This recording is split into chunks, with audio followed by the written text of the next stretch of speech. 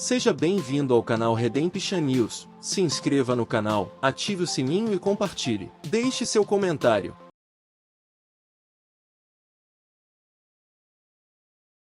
Fase 3. Bretton Woods.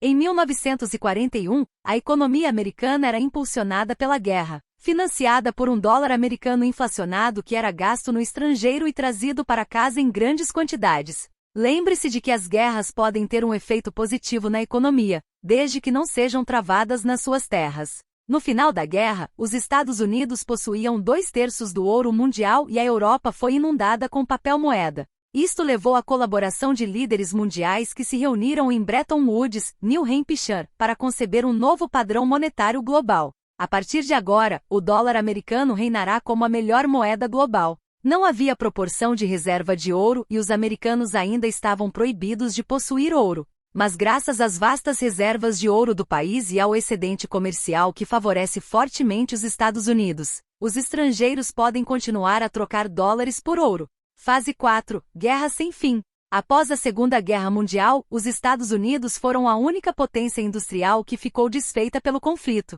Alguns poderão pensar que o processo de reconstrução significaria o fim da guerra, pelo menos durante algum tempo. Não foi esse o caso. Na verdade, os Estados Unidos transformaram-se rapidamente numa nação militar e industrial, levando efetivamente a uma guerra contínua. A Guerra da Coreia, a Guerra Fria e a Guerra do Vietnã continuaram a aumentar os custos de manutenção de guerras estrangeiras e de preparativos para a guerra interna. Esses enormes custos contínuos só podem ser cobertos por gastos deficitários, que é outro termo para inflação monetária. Outros países também notaram. Em 1971, o padrão dólar criado em Bretton Woods estava em colapso. Os Estados Unidos tornaram-se cada vez menos capazes de fornecer o ouro necessário para sustentar o dólar, que foi inflacionado pelo comércio externo. Na verdade, nesta altura os Estados Unidos já tinham perdido 50% do seu ouro, à medida que os países começaram a converter seriamente dólares americanos em ouro.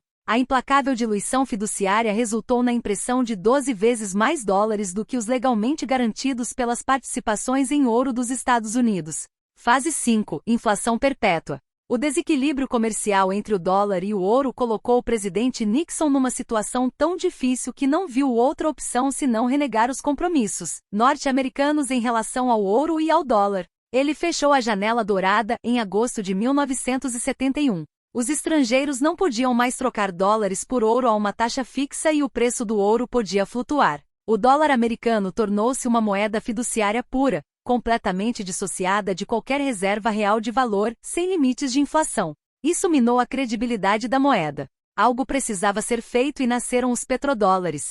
Isto decorre de um acordo de 1974 entre os Estados Unidos e a Arábia Saudita, segundo o qual, a partir de então, o comércio global de petróleo seria conduzido exclusivamente em dólares americanos. Dado que todos os países precisavam de petróleo, este acordo serviu para alargar o monopólio do dólar americano como moeda comercial mundial durante as próximas décadas. Também permitiu que a inflação e a desvalorização da moeda corressem sem controle.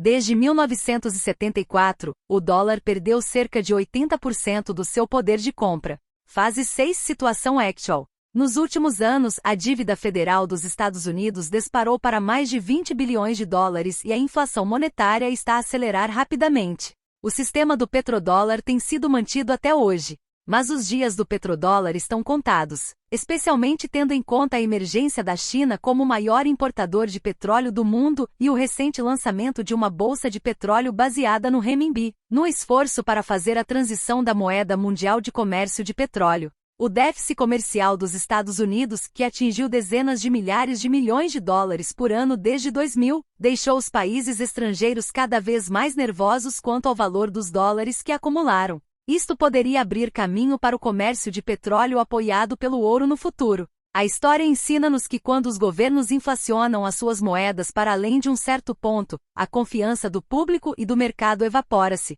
Num sistema comercial mundial tão complexo, qualquer perturbação do domínio do dólar teria consequências terríveis não só para os americanos, mas também para as pessoas e nações de todo o mundo. Uma possibilidade é que ocorra deflação e uma grande recessão econômica após o incumprimento da dívida dos Estados Unidos.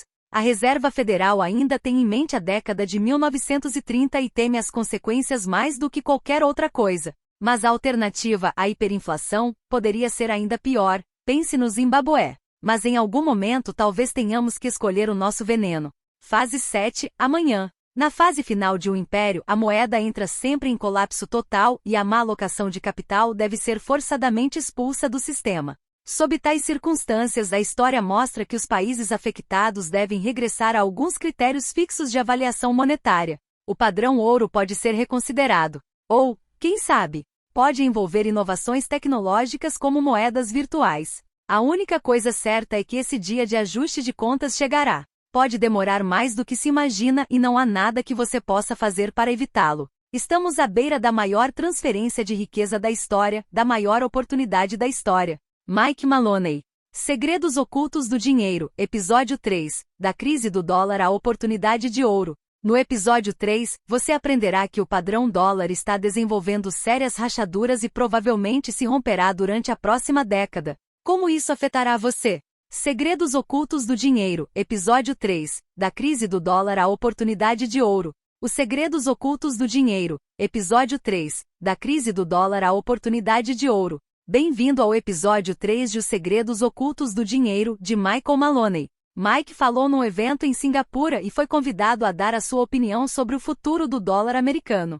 A sua apresentação, intitulada A Morte do Padrão Dólar, deixou claro que o padrão dólar tem sérias fissuras e provavelmente começará a rachar nas costuras durante a próxima década. Como isso afeta você? Como você pode ver no vídeo, nem tudo é tristeza e tristeza. Se inscreva no canal, ative o sininho e compartilhe. Deixe seu comentário.